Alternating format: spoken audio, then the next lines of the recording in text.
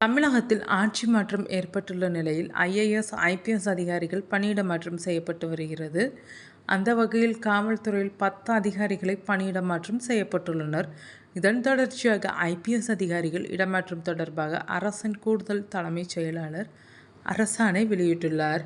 அந்த வகையில் இப்போது உளவுத்துறை டிஜிபியாக இருந்த பால நாகதேவி ஐபிஎஸ் சைபர் கிரைம் டிஜிபியாக பணியிட மாற்றம் செய்யப்பட்டுள்ளார். பாதுகாப்பு உளவு பிரிவு டிஐஜியாக ஐபிஎஸ் அதிகாரி தர்மராஜன் நியமனம் செய்யப்பட்டுள்ளார். வாக்கெர்லே செபஸ் கல்யாண் டிஐஜி உளவுத்துறையாக பணியிட மாற்றம் செய்யப்பட்டுள்ளார். IPS P Saravanan DIG CID உளவுத்துறையாக நியமனம். IPS Garad Karan Uddhav Rao SP crime உளவுத்துறையாக பணியிட மாற்றம் செய்யப்பட்டுள்ளார். ஐபிஎஸ் எஸ்பிஏ மயில்வாகனன் எஸ்பி1 சிறப்பு பிரிவு சிஐடியாக பணியிட மாற்றம்.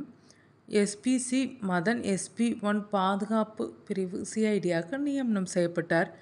கே சண்முகம் எஸ்பி2 சிறப்பு பிரிவு சிஐடியாக பணியிட மாற்றம் செய்யப்பட்டார். எஸ்பி மெட்ரோ மண்டலம் கிரைம் பிரிவு சிஐடி இருந்த ஜிஎஸ் மாதவன் எஸ்பி2 பாதுகாப்பு பிரிவு சிஐடியாக நியமனம் செய்யப்பட்டார்.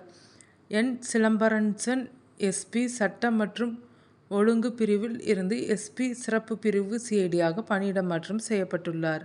டாக்டர் தாரிஷ் அகமது மக்கள் நல்வாழ்வு மற்றும் குடும்ப நலத்துறை செயலராக நியமனம் செய்யப்பட்டார். அனு ஜார்ஜ் கால்நடை பராமரிப்பு, பால்வளம், மீன்வளம் மற்றும் மீனவர் நலத்துறை செயலராக நியமனம்.